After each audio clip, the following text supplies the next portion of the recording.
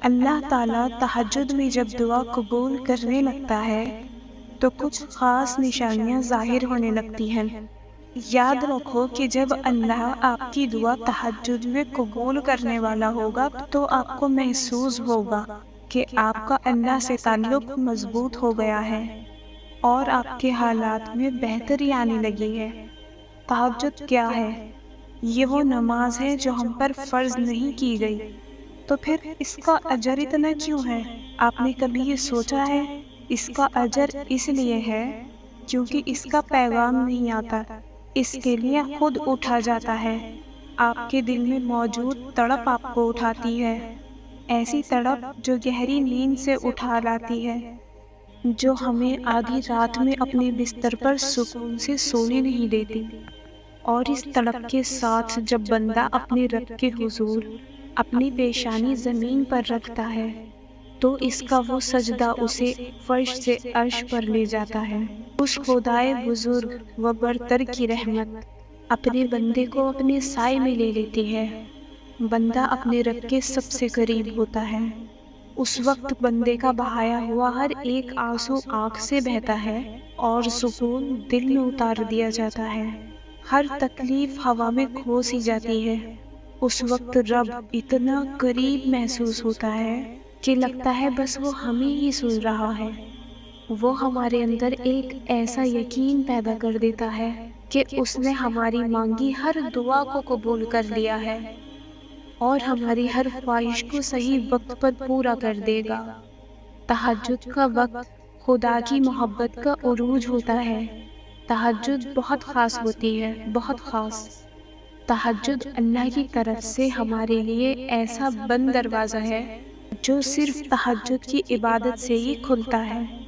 یہ دروازہ صرف ان لوگوں کے نصیب میں ہوتا ہے جو واقعی اللہ کے قریب ہوتے ہیں، اور سب سے بڑھ کر اللہ خود انہیں تہجد کی طرف لاتا ہے۔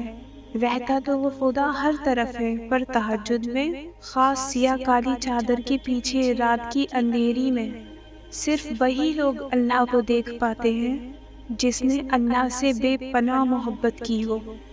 اس وقت اللہ اور آپ کے درمیان ہونے والی گفتگو، آنسوؤں سے بھری ہچکیاں، دل میں کی گئی باتوں کی آوازیں صرف اللہ کے سوا اور کوئی نہیں سن پاتا۔ اس وقت تہجد کے سجدے میں نہ تو سر اٹھانے کا دل کرتا ہے اور نہ ہی آسمان سے نظر ہٹانے کا۔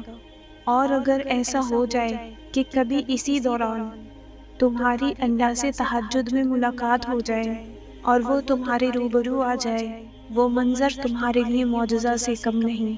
تہجد پڑھنے والوں کے لیے معجزے غیب سے اتارے جاتے ہیں۔ رات کی تاریکیوں میں جب کوئی شدت سے اللہ کو پکارتا ہے تو سارے عرش والے اس کی جانب متوجہ ہو جاتے ہیں۔ پھر اللہ فرماتا ہے، کہو کیا مانگتے ہو، کہو کیا فریاد لائے ہو، کہو کیوں رو رہے ہو، اے دن بھر مسکرانے والے۔ پھر جب تم اپنی عرضیاں اسے سناتے ہو اور اس کے روبرو سجدے میں گر جاتے ہو تو وہ حکم دیتا ہے ان دعاؤں کی قبولیت کا جن کی جواب تمہیں لگتا تھا کبھی نہیں آنے والے۔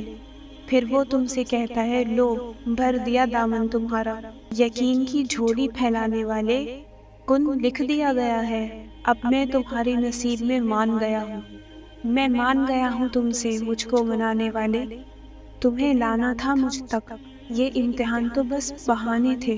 تہجد میں کچھ تو خاص ہے، تبھی میرے اللہ نے اس کو اتنی فضیلت والی عبادت کہا ہے۔ کچھ تو خاص ہے، تبھی اللہ اپنی اس عبادت کے لیے پہلے آسمان پر آتا ہے۔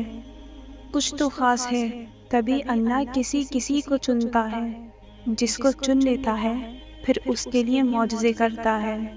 تمہارا تہجد تک آنا تمہاری دعاؤں کی قبولیت کی سب سے بڑی نشانی ہے، پھر تم کیوں اس کی دیری کو اس کا انکار سمجھتے ہو؟ تہجد اللہ کی طرف سے دعوت نامہ ہے۔ جب اللہ کو کسی سے ملاقات کرنی ہو اور بات کرنی ہو تو وہ اسے تہجد کی لگن لگا دیتا ہے۔ جب یہ سارا جہاں خاموش ہوتا ہے، پھر رات کی تاریکی کے اس عالم میں خدا اپنے بندے سے ہم کلام ہوتا ہے، اور تب یوں محسوس ہوتا ہے جیسے شہر کی حدوں کو توڑے ہوئے وہ رب ہم میں سما گیا ہے اور محبت کی کیفیت دوڑنے لگتی ہے۔ پھر میرا رب فرماتا ہے، مانگ مجھ سے میرے بندے، تو نے جو مانگا میں نے دیا تجھے۔ مگر تب اللہ کے سوا کسی کی طلب نہیں رہتی، اور پھر طلب اللہ کی ہو اور وہ نہ ملے، ایسا تو ممکن ہی نہیں۔ تہجد کا آغاز انسان سے تو ہو سکتا ہے، مگر اختتام صرف اللہ ہے۔ دن میں اٹھتی ہوئی مسلسل تکلیف جب رات بھر جگائے رکھتی ہے تو روح کی بے چینی اللہ کے روبرو لا کر کھڑا کر دیتی ہے۔ پھر کچھ درد سنایا جاتا ہے اور دعا کے لیے بے جان ہاتھوں کو اٹھایا جاتا ہے۔ جب سارا غبار باہر نکل آتا ہے تو سکون کی عجیب سی کیفیت طاری ہو جاتی ہے، جیسے سارے دکھ کسی نے اپنے اندر جذب کر کے روح کو آزاد کر دیا ہو۔ اللہ سے کی گئی وہ ایک ملاقات، وہ ایک گفتگو ساری الجھنیں سلجھا دیتی ہے۔ پھر مجازی دکھ نہیں بلکہ حقیقی محبت سونے نہیں دیتی۔ پھر رات کی نیند اچھی نہیں لگتی، پھر بس اللہ سے ملنے کی طلب رہتی ہے، عرش والی کی لت لگ جاتی ہے۔